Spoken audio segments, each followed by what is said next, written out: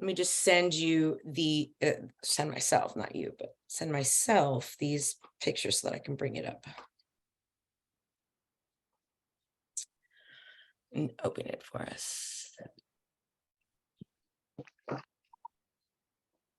Where's it at? Where's the thing that I just sent? You see, I don't even know where it is.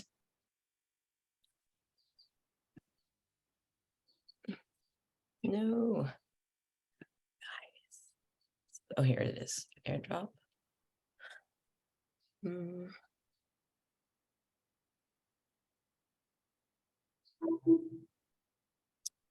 Did you hear it drop? But like, where did it go? Oh, here it is. So this is a Native American Lakota. His handle on Twitter is Lakota Man. But I wanted to begin our discussions in class with the just impact that teachers have. I always say that teachers are the most valuable players in society, and I'm like not exaggerating. Teachers can and do save a child, open up a child to a world of things that they would never otherwise be able to get. And so just talking about culturally responsive teaching and the importance of getting to know our students and knowing how to help them better connect with themselves. Students need to retain their own culture in school. It used to be a long time ago that, students would come from other countries and they would not be allowed to speak their native language in class at all. And as a linguist, as someone who studies language and the ways in which it is acquired, that is a death sentence to growth in the second language, nullifying language and culture that came first. So we utilize it whenever possible as even a tool for explanation. If we have students that are ELLs, we want to partner them with someone who maybe speaks their first language. Why? Because they can translate things for them. And that translation is not a sin in second language acquisition. It is not. It is a prior knowledge type thing. It is a connection to what I already know and what you're telling me this new word is. So let's read what he has to say. When I was in 6th grade, I was the only Native kid at my school.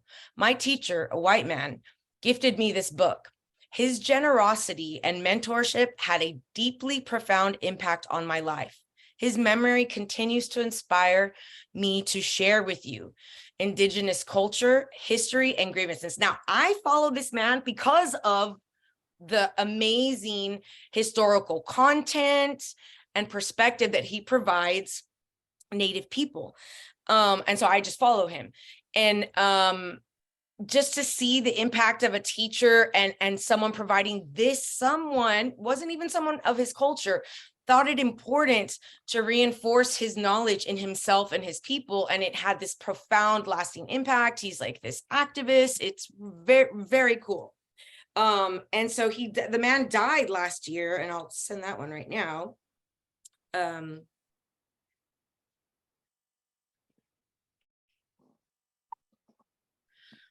Maybe in it.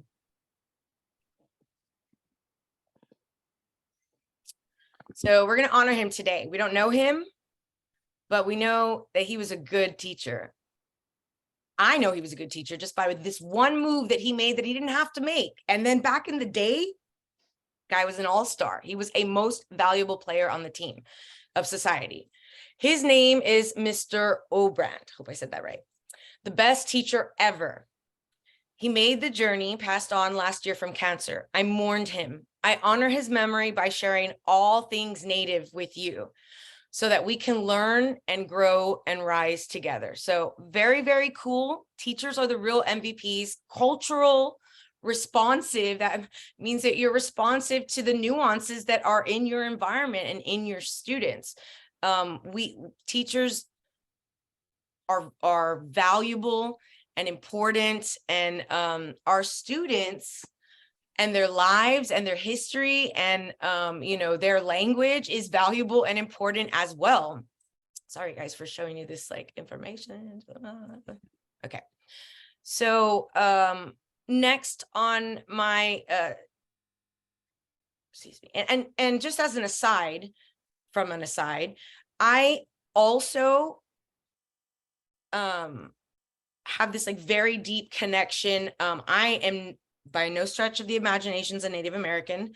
I am an American citizen, but I had this profound connection to indigenous culture because my great grandfather's father, my Papa Pancho, who I loved, and he was like this towering, tall Mexican man, and his father was one of the last Karankawan tribe members. Like I mean, obviously they weren't, but he was a Karankawan. I am a little bit Karankawan. So the fact that there's not a lot of history connected to those people really saddens me, because that's part of me. That's a little small part of me that I've always been sort of proud of. Another important note, just based on excuse me, student experiences shape who they are. My experiences have shaped who I am. And even between myself and my sisters, we're all very different, and I'm like super like orgullosa mexicana, and my sisters, like, they're proud Mexican Americans, but they're not like extra like me. But I've just figured it out recently. My grandpa Tony, where is he on? He's not on this thing. He's not on this ledge. I don't know where he is, but he's not on this ledge. Oh my God, my mom is gonna have her way with me. Anyway, it's in the living room. My grandpa Tony, who was amazing. Just, if ever I knew that a man loved me, it was that man. He used to take me when I was little to Mexico, to Matamoros with him. He was the manager of a factory, and our lunches would be in the little like placita there. And I just have this enormous affection and just like all these wonderful memories. And even though I was born in Brownsville, Texas, which is technically America, no, it's America. I have this profound connection, and that connection is those memories. And so our students, who they are and where they come from is really important. And if we support that and help them grow, then real learning can take place. So very, very important. Lots of examples of teachers being just a lifesaver in an otherwise difficult situation. And as teachers are going through scrutiny right now, I want for you to keep that in mind, that you guys are the most valuable players, and it is your kindness, your wisdom, your knowledge of learning theories, your knowledge of human growth and development, your ability to synthesize what you know, and also kindness and other things into a safe, secure learning environment where students feel valuable and are able to thrive. It is a big ask, but teachers do it every day, and they do an amazing job. That guy that we just looked at was doing it, I don't even know how many years ago. So teachers are so important. And I thank you guys for being here on a Saturday to, study with me the science, the art, the craft of teaching, which is pedagogy. And it's all of those things. So I began, looking at the standards and thinking, how can we break it down in a way that makes it easier and more accessible, if you will, for studying, right? Because we have our state standards, right? And it's like the left-hand column is your knowledge skills. The right-hand column is you applying all of that knowledge, all of the language theories, all of the learning theories, social emotional learning theories, physical development theories, cognitive learning theories. So all of that together, and applying it in the classroom. What does it look like when you're doing these things with your students? And so because the language, and I always ask you guys to make annotations, I thought it would be a fun activity / assignment for us to have a living document. And I believe if you attended Wednesday's class, we read a question, and it was about teachers working together. Collaborating was the word. It was like teachers collaborating together to create a new assessment for the unit. What software app or technology would be most appropriate to achieve their goals, or something like that, or most beneficial for the task that they're using. And so it was about how something that has like tracking features would be cool. And I thought, how cool if I started a study PowerPoint, because some of my students turn in PowerPoints for their breakdowns, like the deep dives of their TEKS. They might include pictures, links, whatever. And so I put this up here a few days ago, and I believe everyone should be able to edit this. If not, I'll go in here and change it for this particular one.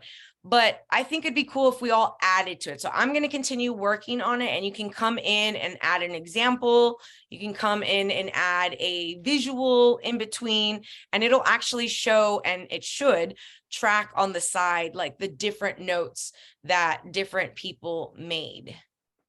We're going to make this small and bring it to the side.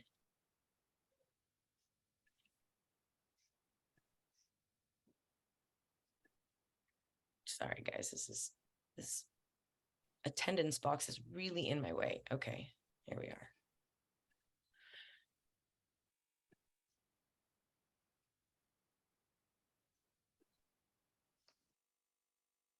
Not history.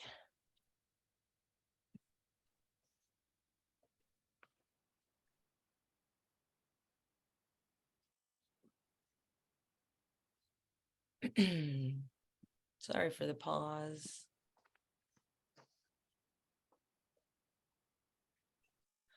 So from our standards, and I always harp on our standards because you really should know them and critically read them and like do the deepest of dives with this document.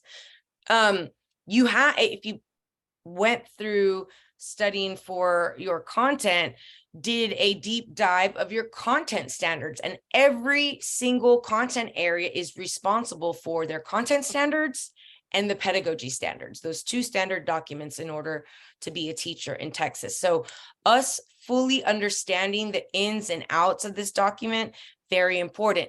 But it's not important enough just to say, oh, I understand what the intellectual, social, physical, emotional development characteristics of different students and different age groups are.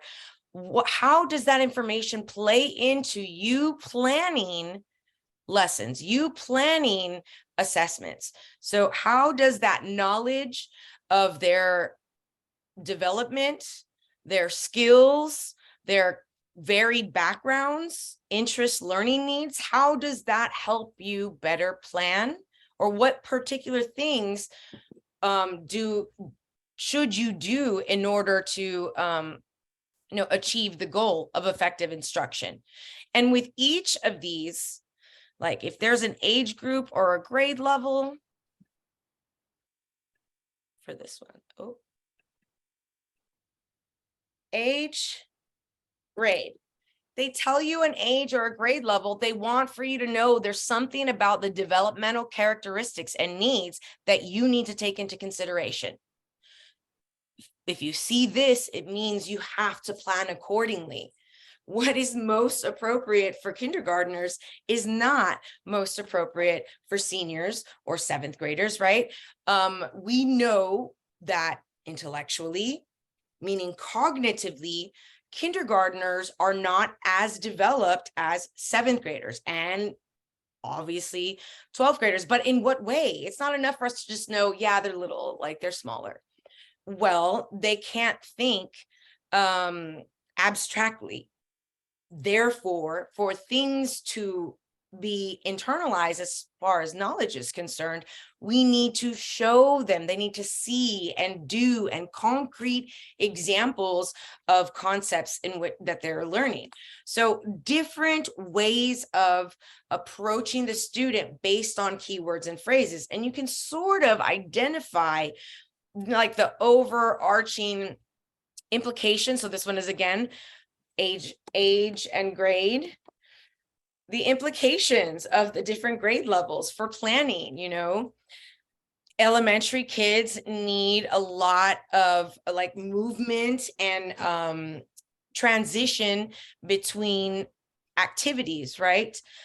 They cannot sit for just 45 minutes and listen to a lecture, and even seventh graders are going to get antsy. So there's ways in which we break down the lesson so that feeling of cognitive fatigue or frustration never becomes an issue with the students' learning and or their behavior. Characteristics and instructional needs of students from varied backgrounds, skills, interests, learning needs. So this is about like diversity. Diversity just means the differences, all the differences that you have there, differences in varied backgrounds. You might have rich students, you might have very poor students in the same classroom, and you need to plan accordingly. What effective approaches would you use in order to support the varied students' learning needs, preferences, backgrounds? And I think we also looked at another question that was over students' access to technology at home, and I like misread the wrong answer, but in any event, it was about students from different socioeconomic groups, and how we still want them to be able to complete the same assignments.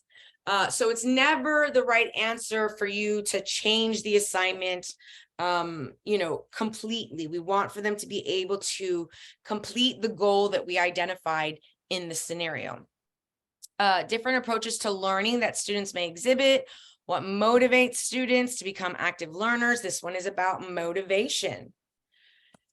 Motivation. If you hear them say anything about motivating the students to do this or how better motivating, then you already know you better be including the students' interests and or giving them choice.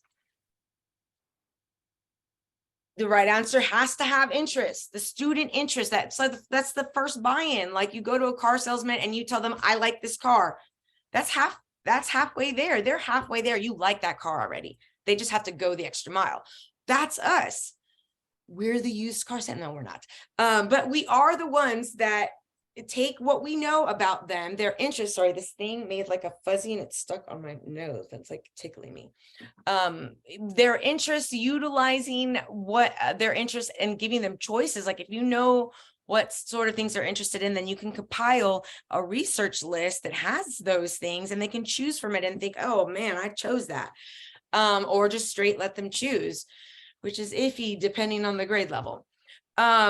So utilizing the interests so that they want to learn about it. I'm already interested in this. I'm going to continue that interest and see it through and want to achieve. Also motivating them, having goals for them that they can achieve, giving them praise, building them up. All of it is motivating.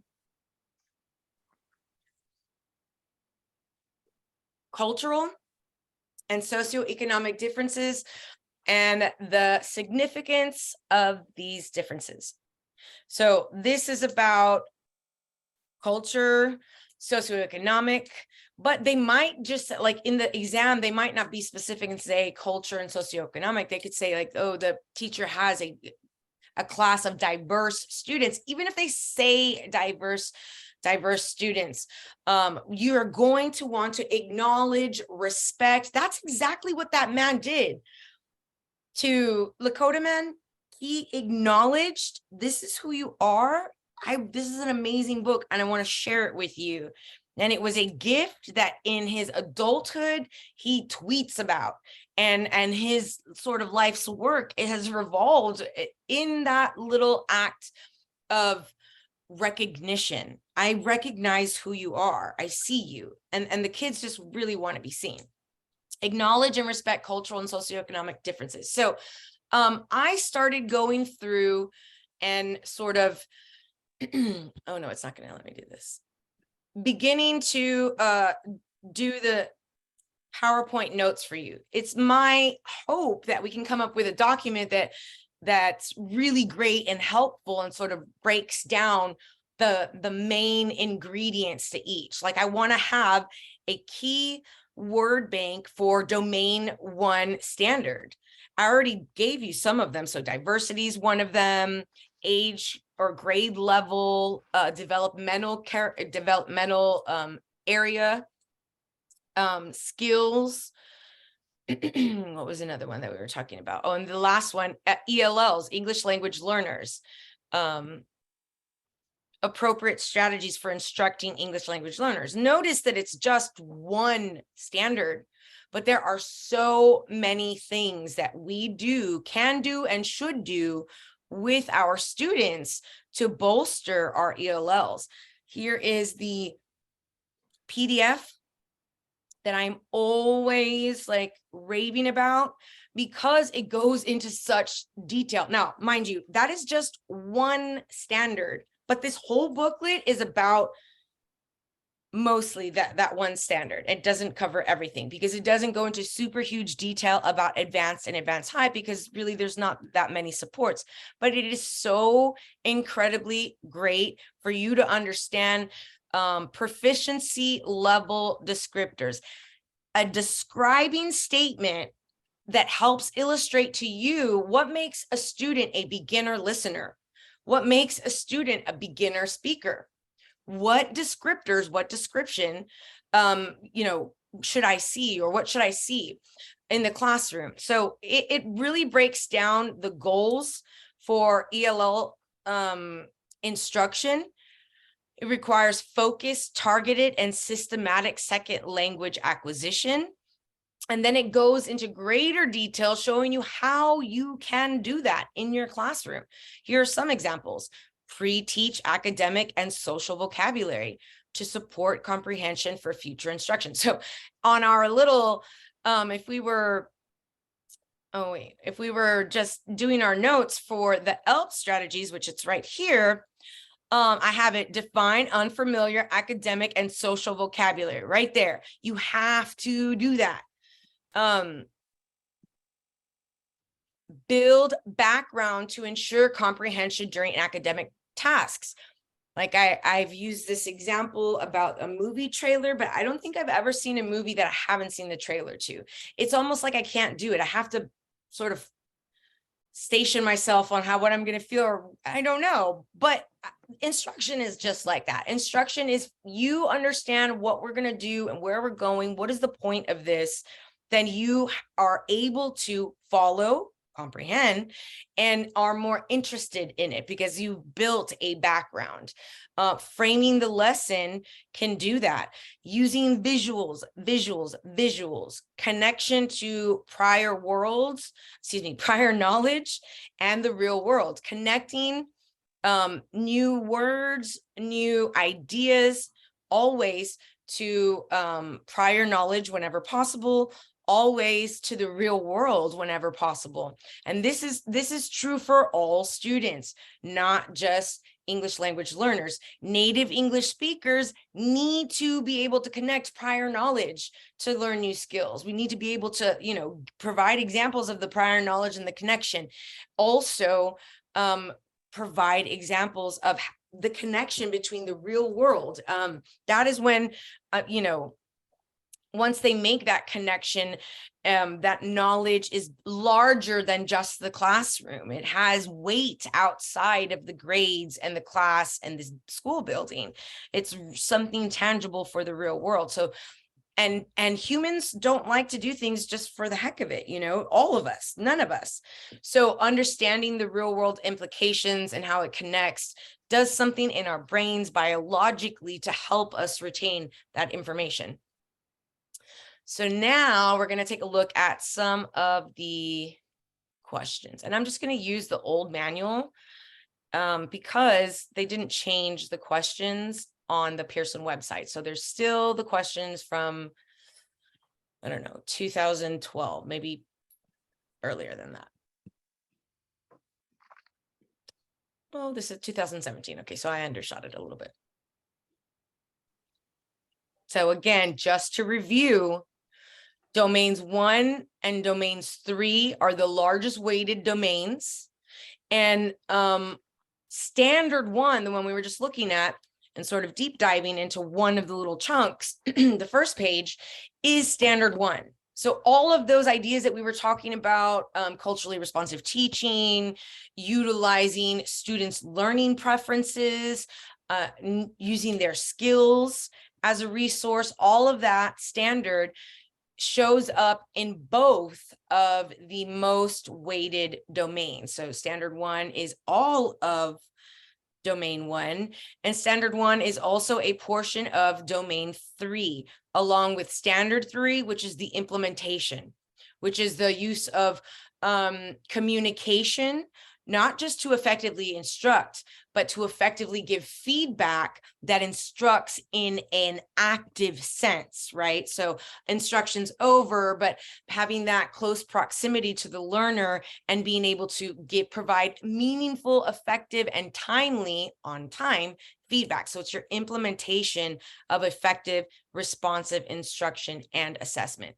And then you have, I don't know why this is only 13. It's really important. Like, you can't even do 1 and 3. I don't care what kind of strategies you have planned, or I don't care what kind of plan you have, what best resources. If your classroom is negative, chaotic, and or unsafe, no learning will take place. None. I don't care how amazing your design and your implementation would have been.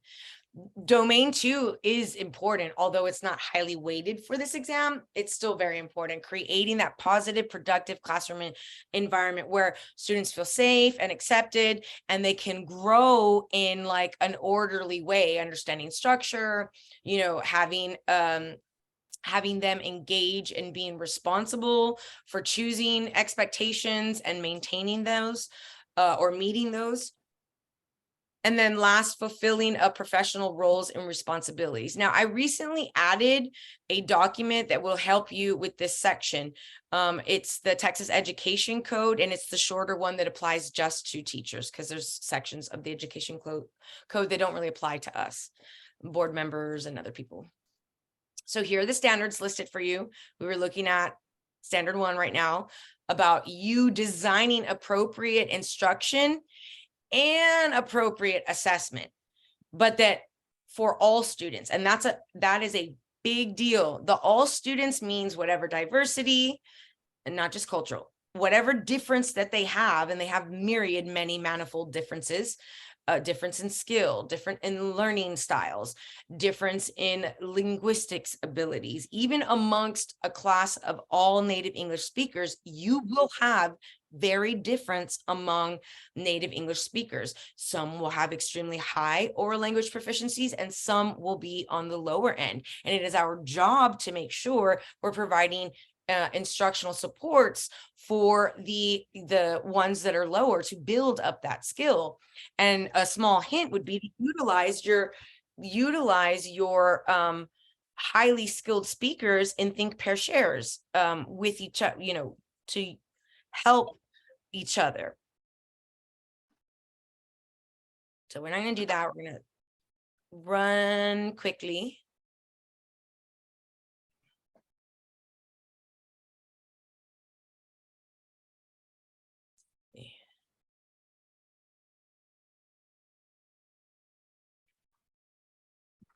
I just want to skip to the one.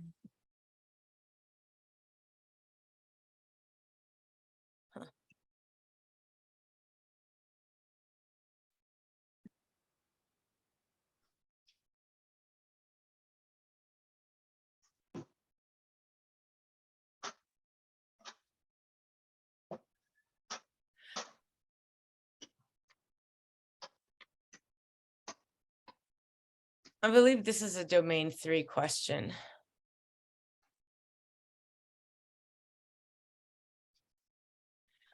Tell me the keywords and phrases. I'm going to type them out for us, or highlight them for us, rather. What keywords and phrases? Which of the following is most effective? And whenever you guys see something like most effective, most appropriate, most beneficial, best, you're going to best approach, you're going to have to remind yourself that there might be more than one appropriate or effective strategies. One is more than the other based on the specifics that they told us. So we're looking for which of the following is most effective informal strategy. What else? What else is a keyword and phrase that you think we should highlight?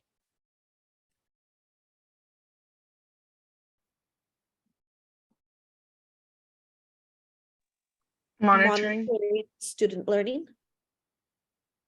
Monitoring student learning. Okay. Now, so we have which of the following is the most effective informal strategy for continuous monitoring of student learning? So let's say let's say it in our own language. What is it saying? What are they asking us? What is the question really asking us in layman's terms, not in pedagogical, I would say continuous. Thank you. I was waiting for somebody to say this. This is also an important keyword. It's not just monitoring them willy-nilly.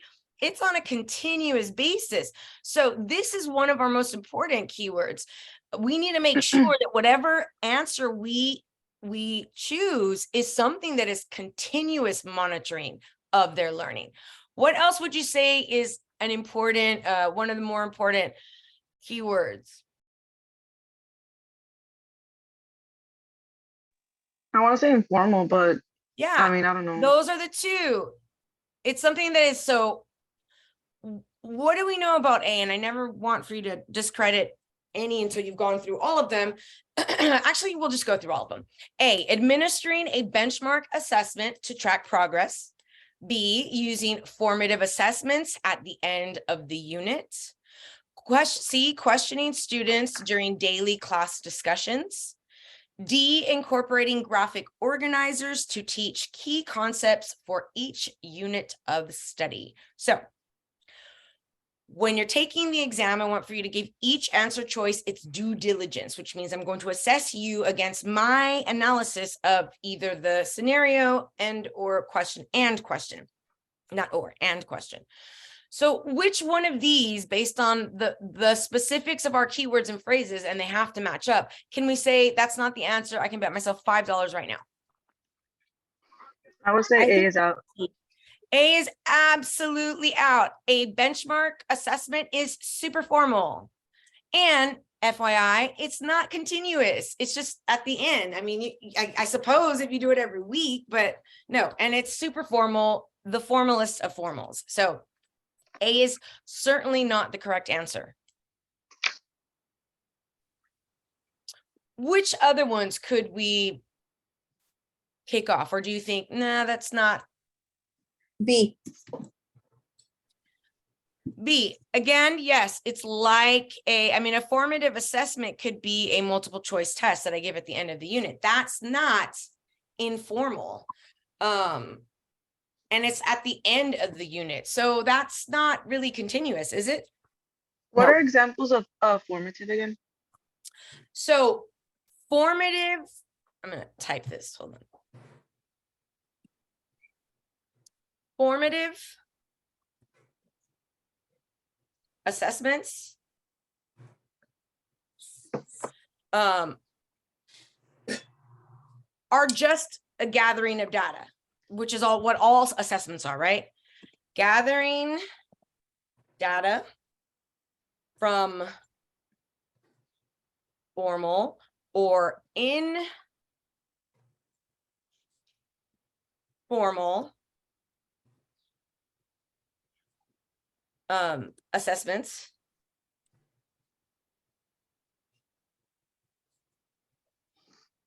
before, and this is the big part, before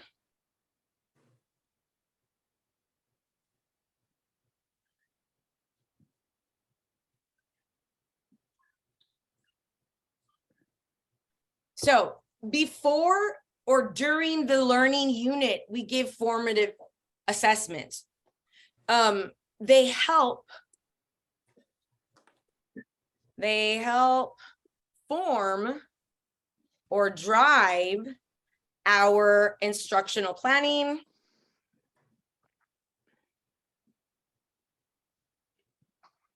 and even the creation of further assessments. So they can be formative assessments. Why did I say assignments? Formative assessments gathering from formal and informal. So a formative assessment could be a multiple choice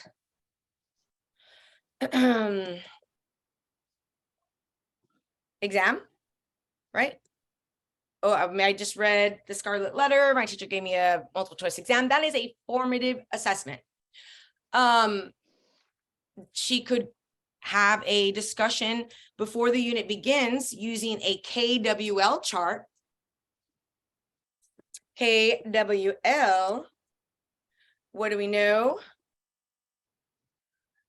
What do we wonder? And what do we learn? So she could have done that also with the Scarlet Letter before we begin and say, hey guys, have you ever heard of the Scarlet Letter? And then we'd all say our different things and she'd write it on the board.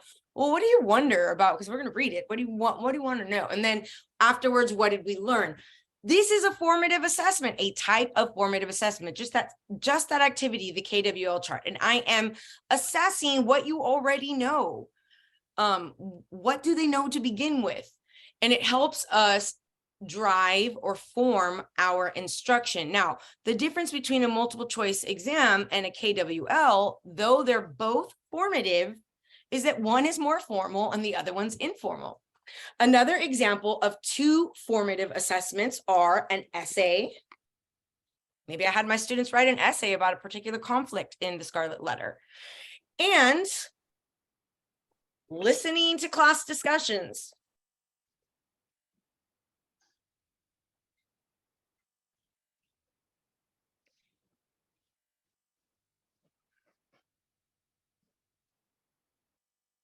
So that's formal, right? Excuse me? That's formal, like essay, listening to class discussion, group work. Yeah, so the essay would be formal, right? It's more of it's a formal formative exam or assessment. But listening to class discussions of the groups, that is going to be very informal. I mean, and you are constantly gathering data. Remember, assessments, just another way of gathering data. Sometimes we do it in a really formal way where it's like this benchmark exam, and that's more summative, right? What did you learn in summary, after all learning has taken place? In summary, at the end. So based on our little mini lesson, we only have two answer choices left. We have questioning students during daily class discussions, or D, incorporating graphic organizers to teach key concepts for each unit of study.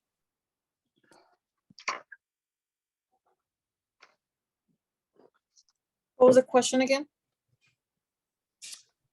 Oh, based on what we discussed right here, which one of these would be the best, most effective way to like informally watch them all the time or see where they are at all the I time? would definitely see.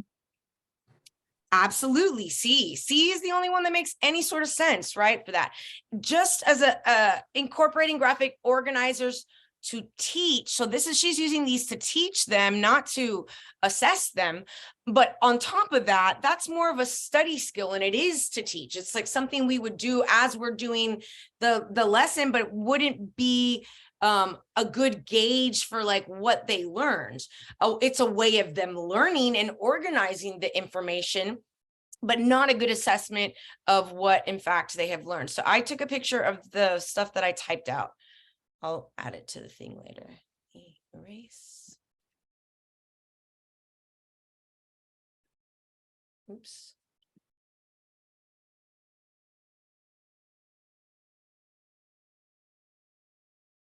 Okay. So C is correct because teacher is continuously, it said every day. And we already know that an informal way of an informal formative assessment is just speaking to your students. Even if I have a conversation with you about the subject, I can assess whether you understood it or not. If I walk around the classroom and listen to, different group discussions, I can assess on whether or not you understood that information. Think, pair, shares, wonderful way of walking around as they're talking to each other to listen to who got what. And it's even magical sometimes because maybe one student did not understand, you think pair share, and they get to negotiate meaning. That's where matching someone with high skill level to maybe someone who's burgeoning into that area, so to help them learn from each other, and they will both learn from each other. Anytime a student that already understands and knows the information is illustrating it orally to another student, not only is it amazing practice in oral language proficiency, it's also internalizing that knowledge even deeper than it already was. They already knew it, now they know it even better because they're actually teaching it. So A is incorrect because benchmark assessment is a formal assessment. It's a summative assessment. Because formative assessment is used to inform instruction in the unit if given at the end of the unit. And see, that's why I said you have to remember formative help form while we're in the nitty gritty, while we're in the lesson, the unit, before or during the learning, not at the end. At the end, whatever they take is in summation. It's in summary. In summary, after all the instruction and learning has taken place, this is where you are. So if given at the end of the unit, it cannot help the teacher make changes. And so that responsive instruction, that active responsive instruction where you are responding to active data live in your classroom and, you know, making changes as needed so that it is more effective.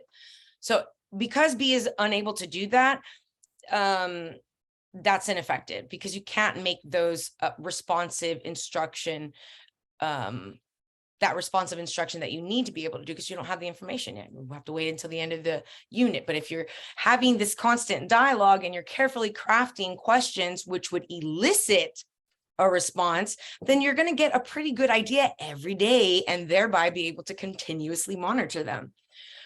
Option D is incorrect because this is an appropriate strategy for introducing a new concept.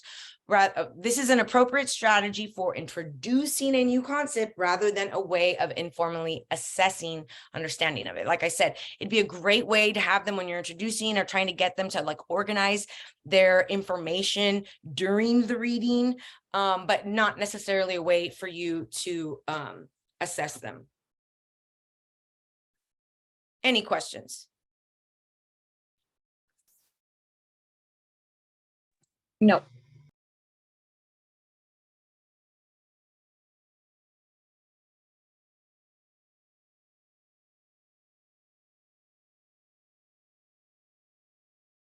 Let's do another one that is domain 3.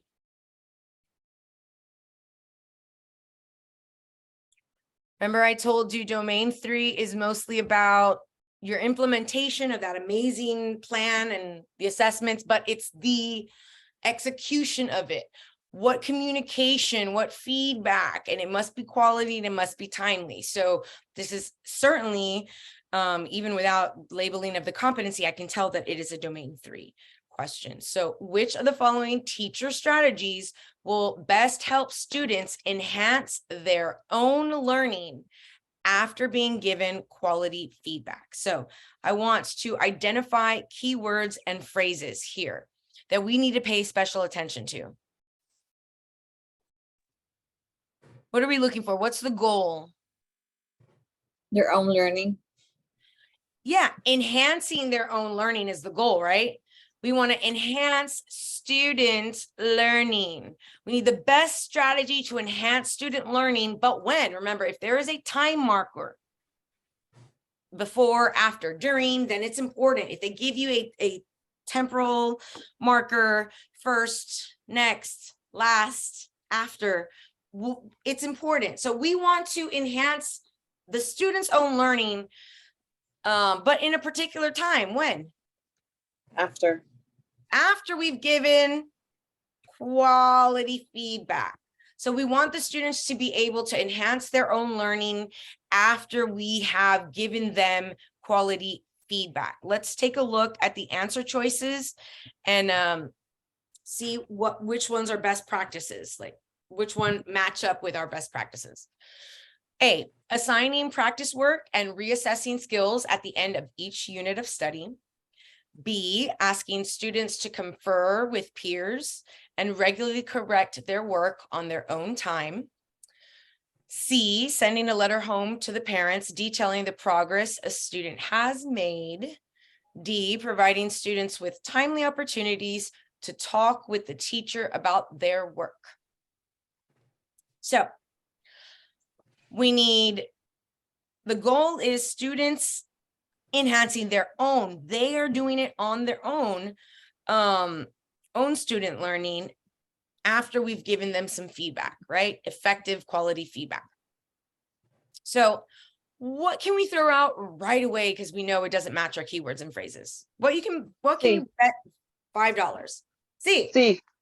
how does this help them their own? This is their parents, sending them to their parents. So Also B, also B, why? Because of their because own. of their peers. Yeah. Exactly. We don't want them talking to their peers about, like, no, we want to, the goal in this question, I mean, obviously we want them to talk to their peers, but the goal in this question is for them to enhance their own learning. So conferring with peers, not addressing one of our keywords and phrases. I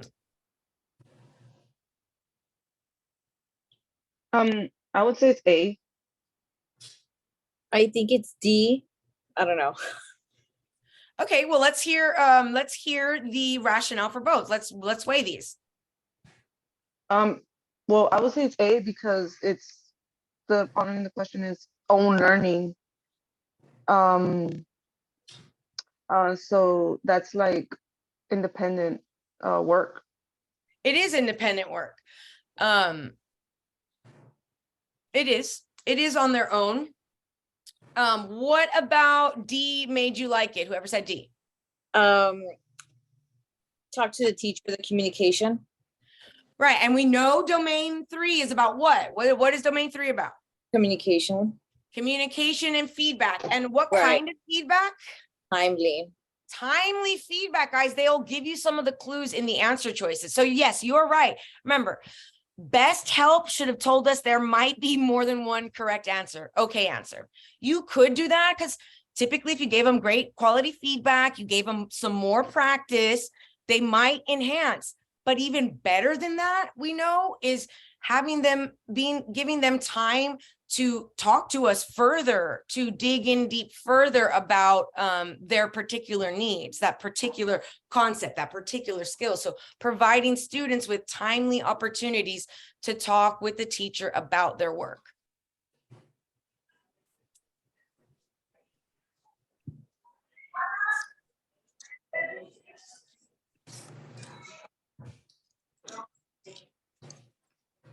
Wait, where is it? Okay, D is correct because it gives students the ability to talk about their mistakes and then correct what they have learned from their feedback. A is incorrect because assigning practice work when students do not know how to do it correctly can only reinforce their misconceptions. So that's another thing. So if it hasn't had time to be addressed even further, then that might continue and solidify that misconception.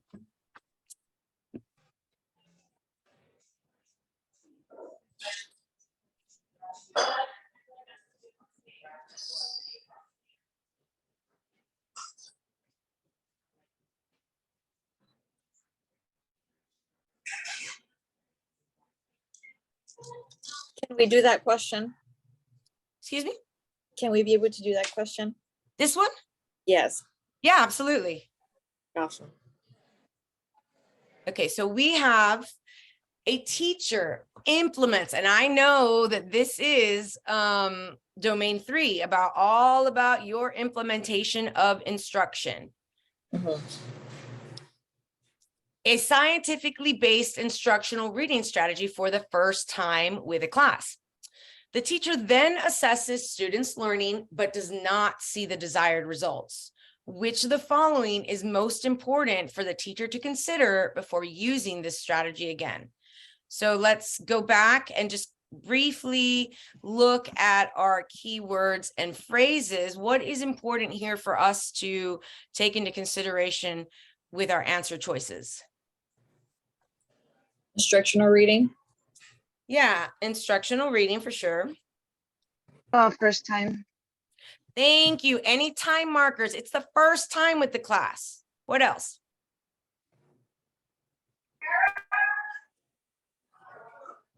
It's learning, but does not see the desired result. Right. So she doesn't see her desired results. What else? We're missing a very important keyword. Is it any type of instructional reading strategy? Like Miss Well, Sauceda? it's Implement assessments. scientifically. It's scientifically based in science, means it's been tested, it's scientifically based, but the teacher does not see desired results, right? But that's not a keyword in phrase. Which of the following is most important for the teacher to consider before, when? Before using the strategy again, what should she think about? And so that's the way I'm going to put it in layman's terms. So she used research-based strategy for the first time, is not happy with the results. What should she consider before she uses, what should she think about before she does the strategy again? What thing that is listed below should she think about? Let's take a look at the answer choices. A, students' learning levels differ and the assessment results may not be valid for all the students in the class. B, some students participating in the lesson may not have liked the content of the lesson, and so they may not have scored as well on the assessment as they would have for a different subject matter. C, students must be exposed to the strategy over time by by a teacher who is using the strategy faithfully as designed before seeing improved learning results. D, students were unfamiliar with the assessment format and so scored poorly. What are we thinking? What can we do away with and bet ourselves $5? D. Yeah, this is the kind of questions that always get to me. That is not why. Let me ask you something. Do you often have, when you give an assessment or in any of your classes, was everyone at the same learning level in your class?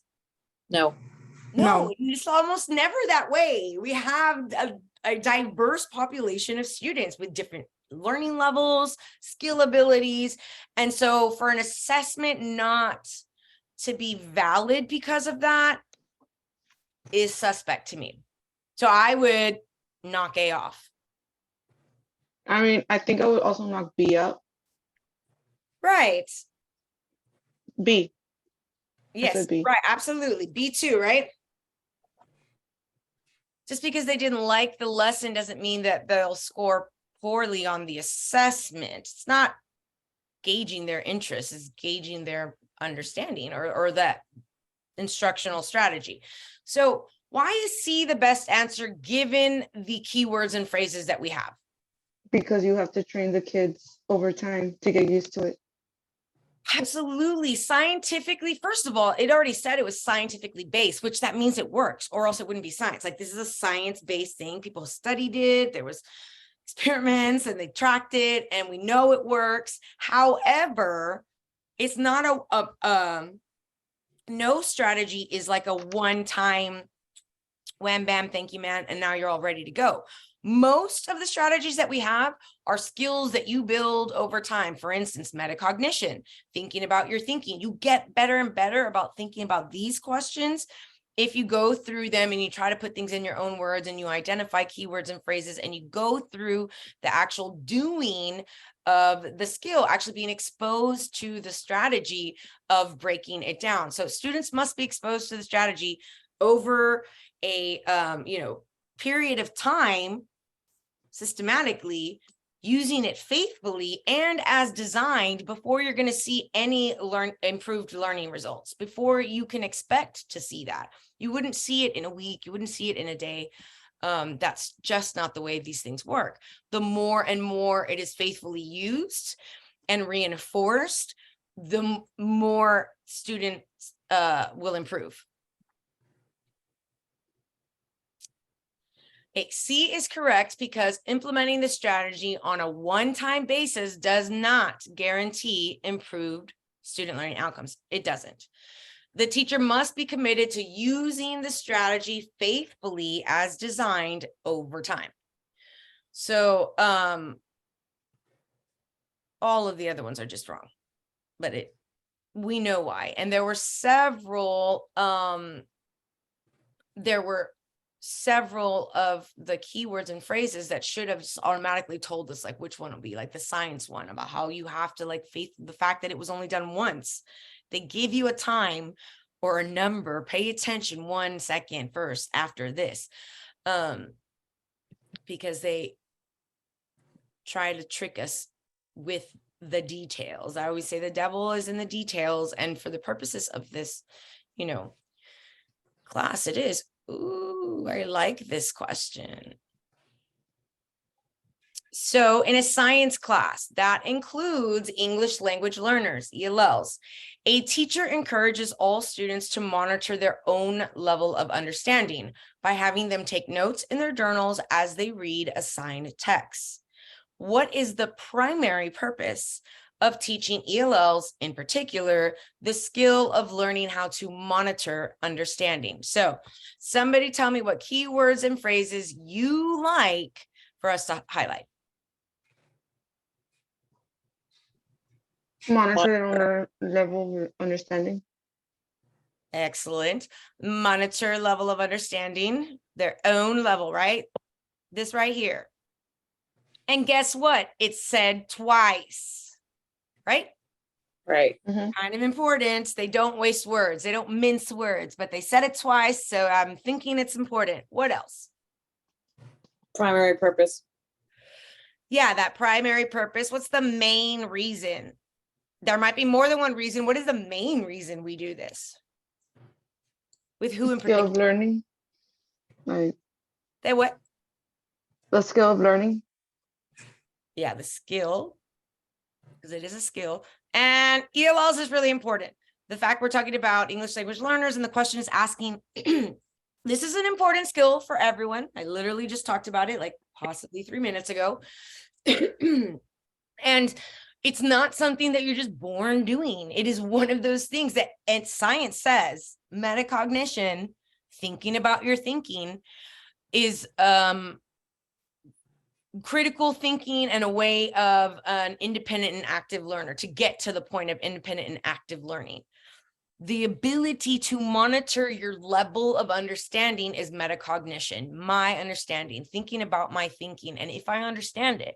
And I ask you guys to annotate your standards, and I asked you when you were doing your content area to annotate your TEKS, because I want for you to engage in this skill that's important. It's not just important to monitor your own level of understanding, but when you are able to monitor it and decipher, I didn't understand this, and then, seek out understanding, that's when real learning takes place. And much of it is internalized, especially if you're annotating on a particular text, you're putting it in your own words. That knowledge, new knowledge, is internalized in you and becomes your knowledge. So let's take a look at the answer choices.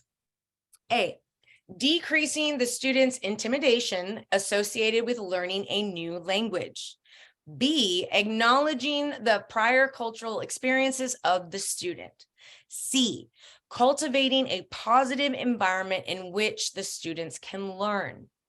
D, promoting the student's ability to adjust their thinking as needed. Now, let's go back. The goal of the teacher or the goal of the scenario is like, what's the main reason we teach the skill of learning how to monitor understanding, specifically to ELLs in particular? Which can we get rid of? Because we know that's not the right answer, because that's not what they're doing in this scenario at all. He A. is out. Say it again. A. Yep. I said C. B. A, B, and C. They're not doing any of that in there, right? And guess what? Look at what language is sort of parroted to us here. Ability to adjust your thinking as needed is literally monitoring your understanding, right? The language is repeated. They're very particular about the language on the test. Above all, it's a critical reading exam. They don't just ask you outright, which of the following is an ELL strategy you could use to help them in oral language proficiency? And then they give you a list. That's not what they're going to do.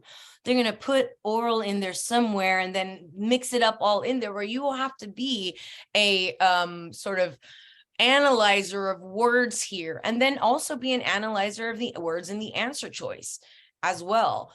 Words in the answer choice will sort of flash at you like, man, this is the right answer. It links up exactly with some of the keywords and phrases I identified in the scenario and or question. Any questions, guys? Nope. I like how you describe the whole question. Thank you. Thank you so You much. made me comprehend it better. Good. Okay. This one has this little anecdote that I've told before. During whole class instruction. When, guys? Whole class. Yes. And during whole class, right? So we are during this whole class instruction. That's a time marker. That's an ugly circle. Hold on. Just going to do during the whole class. We have a middle school teacher realizes that most of the students are reluctant to participate in class discussions, and they give one-word answers when they do participate. Which of the following strategies is most effective for the teacher to use to increase student engagement? There's that most something. Most effective, meaning they might have given you more than one effective, but one is most based on what they've told us here. And what's the goal for the teacher in this scenario? To increase student engagement. Excellent. Increase student engagement when? During whole class instruction. During. It has to be during. If it is increasing student engagement, but it's not happening during whole class instruction, then it can't be the right answer. So let's take a look at those answer choices. We have A, having students answer questions on paper in class. B, giving students time to think after asking probing questions. C, asking students to answer questions online for homework. D, assessing students' understanding using an oral pop quiz. Now, I ask you, which of these, based on what we've read and identified in the scenario, do you know for sure is not the right answer? C, A, C, and D. I would say A. C for sure. A, this is not them talking. This is on paper now. We've totally changed the assignment. This is no longer about discussions, and now it's about responses on paper, right? Right. This does not take place during class discussions, so it cannot be the right answer. There's no way. What about this last one? I also agree that it is wrong. Why is it wrong? Because You're just gonna. It's assessing. You're right. It is assessing. You're right. It is assessing. That's the first. It is assessing, and we're supposed to be discussing. We're assessing their understanding. But even if we're just saying like, okay, well, we just want them to increase. Is this going to help this oral pop quiz, those reluctant students? I don't think so. You're just gonna make them more nervous. With the goal. Remember what the goal is. The goal is not for them to get the answers right or to assess them. The goal is to get them to increase their engagement during class discussions. Will an oral pop quiz do that? Nope. No. Absolutely not. Science tells us research-based, theory about wait time, extensively written on, and it was one of the first fixes I ever made. It was one of the first critiques I got when I was observed by my mentor my first year when I was on a campus. I taught 7th grade. I was 20 years old and I was super nervous. And it went really, really well. And at the end, when we were having like whole class discussion, I didn't extend my wait time. And I had so many ELL students, like just looking back on it, I'm thinking, oh my God, I'm so embarrassed. But after that day, and Miss Payson was so sweet about it. She said, you did, she told me everything I did great, but she said, you have to extend your wait time, because I wasn't, by not doing so, and especially with our ELL students, extending it even further because they have to translate, but giving them time to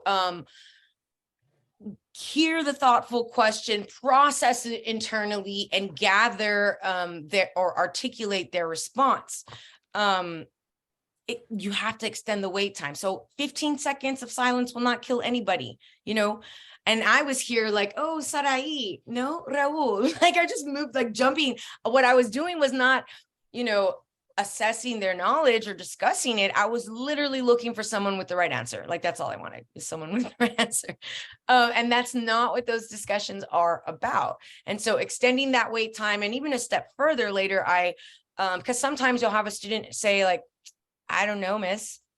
And so I don't know is something that we talk about in the beginning of the year. And I set it up. It's part of my class. Like there's no opt-out policy. Like the whole point is that we don't know. That's why we're all here. We're learning things all together. And so I don't know can never be an acceptable response for us. You don't know? Okay. Someone here does. Phone a friend, and they can choose someone to like whisper to them and help but they still have to articulate it back to me. Whatever it is, regurgitate that activity, that extension, them having to say it, or a language, not allowing, no opt out of responding, and extending the wait time made for really fruitful conversations where even if somebody did say, I'm drawing a blank, that it's not like this huge deal. Wait a minute, let me go grab this for you and see if I can get it. Hold on, be right back with that. And it works. So giving students time to think, maybe even one of my favorite activities is to give students poignant questions, talk about them a little bit with them, have them respond to them writing down. I'm an English teacher, so that was something that we did every day. And then after they have their responses, they turn to their partner or their think, pair, share person or their neighbor. And I've carefully crafted it to where they'll be useful to each other and beneficial linguistically, skill-wise, interests. And then have them practice discussing it with a peer, negotiating it. And so if someone is off, they can negotiate that meaning. They could get that feedback right away from a peer and then bring it back to a whole class discussion where now everybody's thought about it. They wrote about it. They talked about it. They even like, you know, revise some of that thought process. And now when I ask for volunteers or I choose on someone, there is not any apprehension. They're good to go. I mean, the hands will be all raised if they feel like they have this, like I understand it. Oops.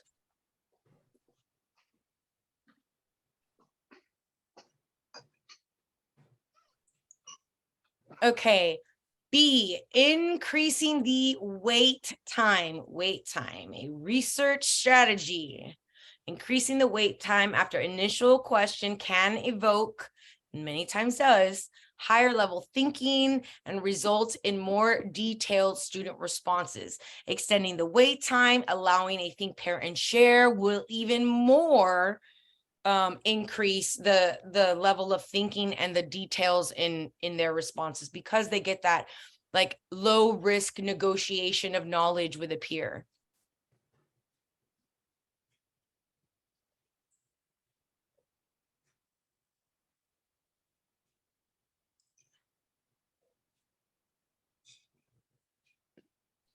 Okay, let's take a look at this one. It's a short and sweet, but there are keywords and phrases that stump some people. So let's take a look at it.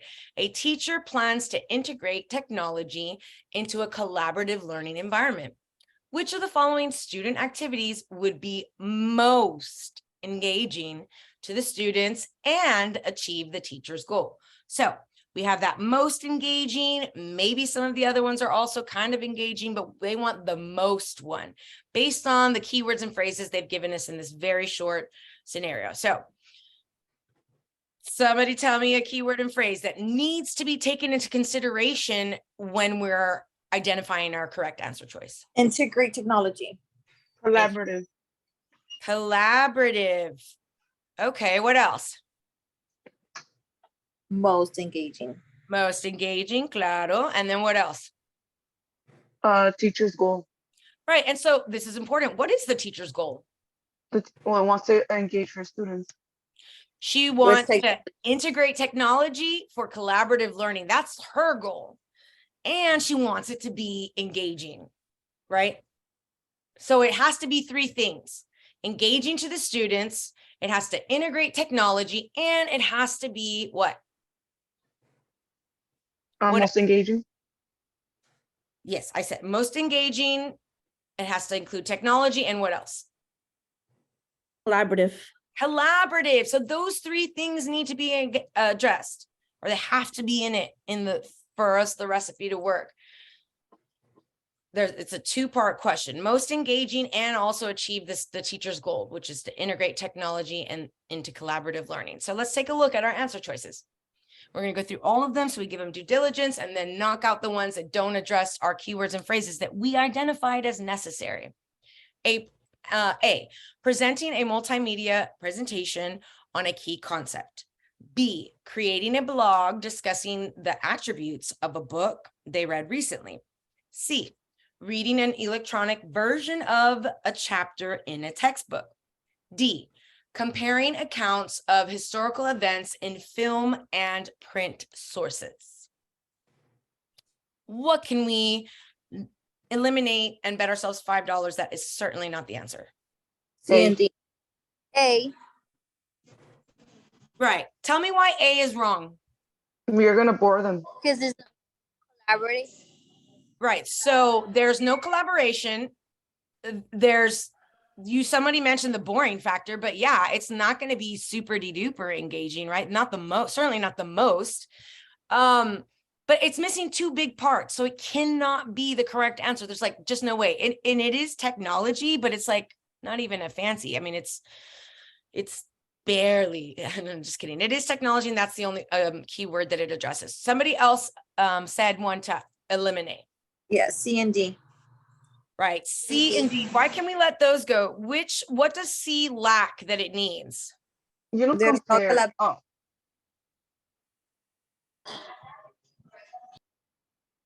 So is it collaborative to read a chapter no. is it super fun? Do kids just get really excited when they read like a novel on a Kindle more so than a book?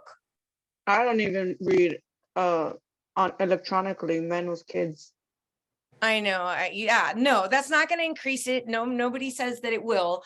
So reading an electronic version of a chapter in a textbook, that's not super integrative of technology. And there is no collaboration. And I'm not even sure they'd be engaged. So it literally checks none of the boxes, in my opinion.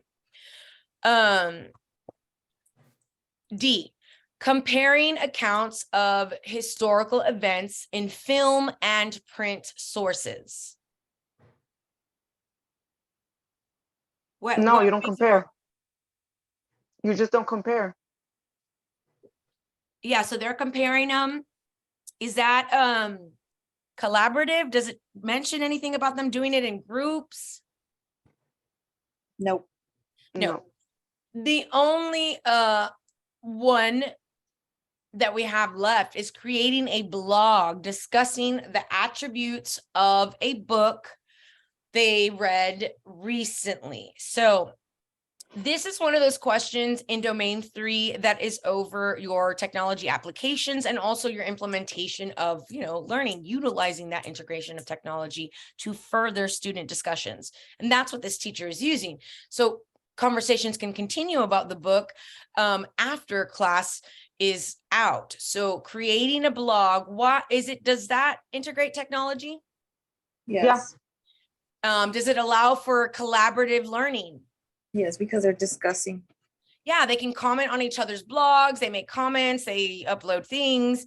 And would they be engaged in that? Yeah. Yes, they would be. It would be the most engaging of the ones that And they're creating. They're Right. creating it. And it has creating is really important. Thank you for pointing that out. The verbiage. This is the highest level. Creation is synthesis, highest level of Bloom's taxonomy. And kids really love working at that high level. If they're creating the blog, they're designing it, putting the background, putting the blurbs, everything that goes with it about their books, that creation, that's theirs, it's going to be more engaging than, giving them an electronic chapter. That's not super integrated. I mean, I understand that the device is technically technology, but reading a book on a electronic device is one of like the most basic of skills that you can have as far as integration of technology, right? Having them create a web page, having them create a blog, that is, you know, much more complex and challenging and much more beneficial for the students, and therefore would be engaging. All right. Okay. B is correct because a blog is a collaborative activity that requires student interaction. And then the other ones just basically say like not collaboration, not collaboration, not collaboration. So even though they were vaguely technological, I discounted them by not being enough. You know, this is surely not the most engaging. Here's competency 2, which is domain 1. So during a unit of study, a teacher uses books, artwork, and posters from different countries. For the culminating activity, the teacher invites members of the local community from diverse backgrounds to talk to the students about their experiences related to the unit.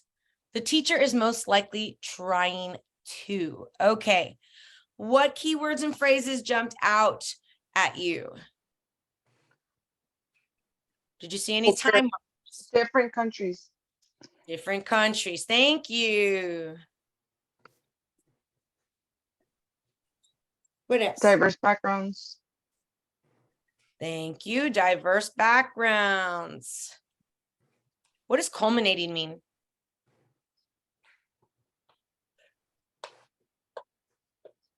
I don't know. That last activity, for the last activity in the lesson, to talk about everything that sort of reflect the culminating activity. So what else? What else is important from this that we need to pay attention to? Related to the unit. What else? They invite members of the local community. Thank you. They're from the local community. They're from the students' community, and they're diverse backgrounds. They're talking about their own experiences related to the unit that the student have just learned. That they looked at books and artwork and posters from different countries. And in the last culminating activity, the teacher invites members of the local community from diverse or different backgrounds to talk to the students about their experiences related to their unit of learning.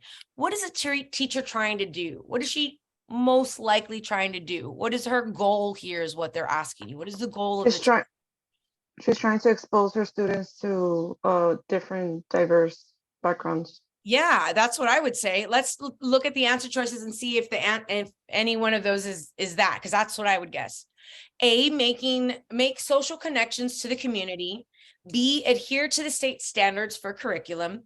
C, introduce different languages to students. D, promote students' cultural awareness.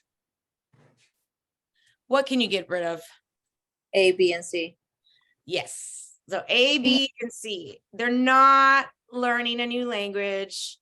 She didn't even say that about the different languages. So that wasn't even a thing that was discussed. They're not making social connections. That's not the point of her inviting them. That's not it. And adhere to the state curriculum, state standards for curriculum.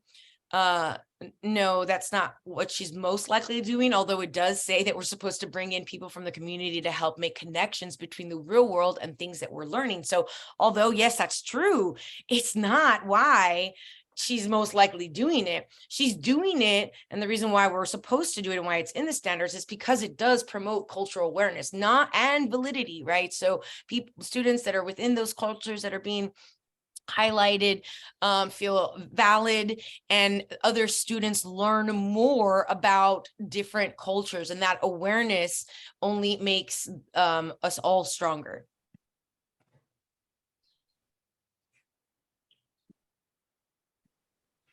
I keep on thinking about that, the Lakota man on Twitter, and how his teachers his teacher's cultural awareness and just sensitivity was just, I'm so glad for it, for him and for teachers like that make such a huge difference, taking the time to understand like what students need in order to be who they can be.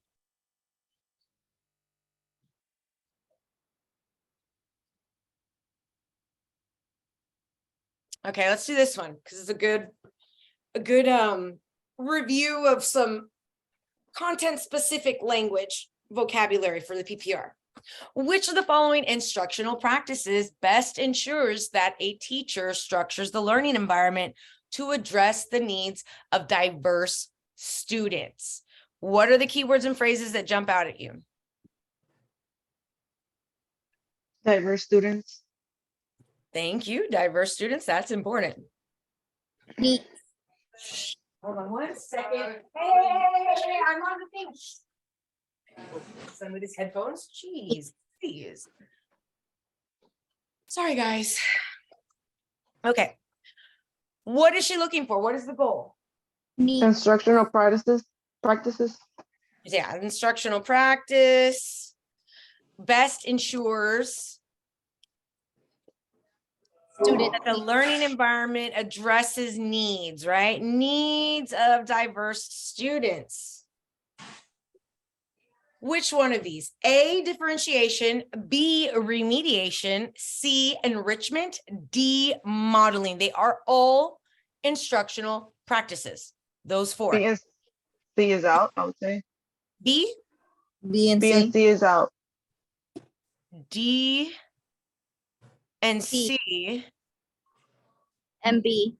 And B. You're right. And so anytime they say anything about diversity, diverse students, differentiation, you must differentiate and think about it like, here's the goal, like in the lesson. The goal is like the objective, right, for your lesson. And so like without differentiation, there's only one path to get to the goal.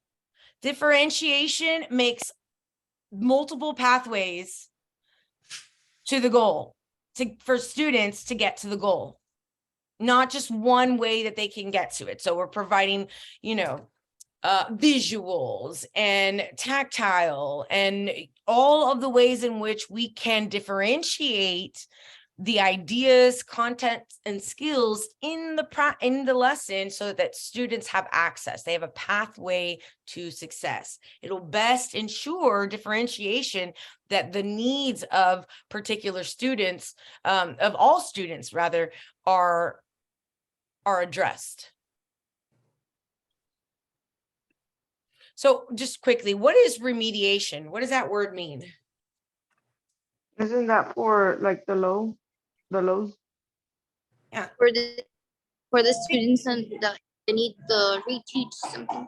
Thank you. Yes, exactly. So remediation, think reteach, right? So that means that the student was assessed and did not have mastery of knowledge, concept, and or skill, and therefore remediation is needed to reteach. Maybe a particular pathway that they needed was not provided. Maybe the differentiation was not there to begin with, and during remediation that needs to take place. And if you give the same lesson again that you already gave, hoping they're going to get it, that's not the way it works. You have to find what the student needs and what they need in particular to get to the goal. What about enrichment? What is enrichment? That's for an extra activity in case they finish early. Right. Or it means going like beyond, right? So you mastered whatever concept and have moved on to something that is even an extension above, enriching, so possibly even more critical thinking. But it's after the student has achieved mastery of the goal, after they got their own pathway to success or took the pathway and now they're there. Enrichment is further what you can assign extra activities, especially if you have GT students who maybe find some of the activities less challenging, having an extra enrichment assignment for when they are done that is creative and meets the needs of GT students.